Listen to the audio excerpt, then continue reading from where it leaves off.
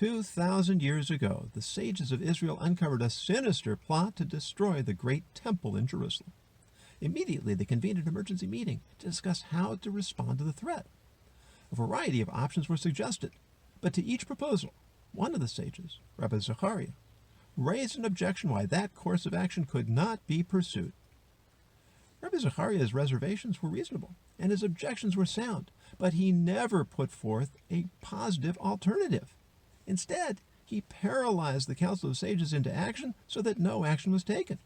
And, since no decision is also a decision, history blames him above all other parties for the tragic destruction of the temple. Mark Twain said, "History does not repeat itself, but sometimes it rhymes." In the face of an unprecedented national and global crisis, it's easy to point fingers and lay blame, easy to find fault and level accusations. But let's be honest, there is no playbook for the morbid game we are being forced to play, weighing potential loss of life against crippling economic recession, protection of civil liberties against the preservation of the general welfare. There are no good options, only the haphazard choice between the lesser of two very great evils.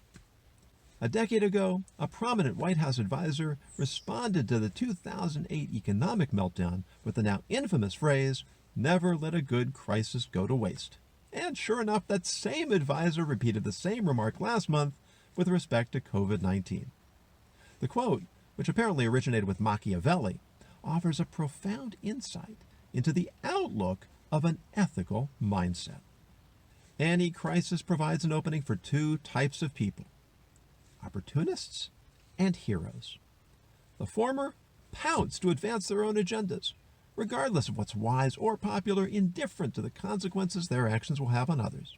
And if they can't take advantage of the winds of fortune, they will sit back and snipe at those who are charged to take the lead, editorializing without regard for facts or context.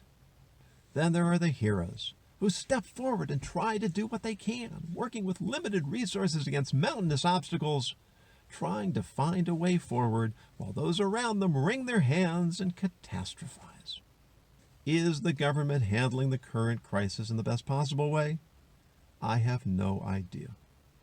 But I have far more respect for those who are making the effort to respond rather than react, who are attempting to employ positive solutions rather than find others to blame while the sky is falling.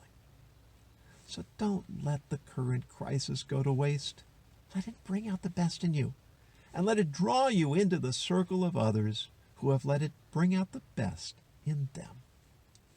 I'm Jonas Goldson. Stay safe and stay ethical.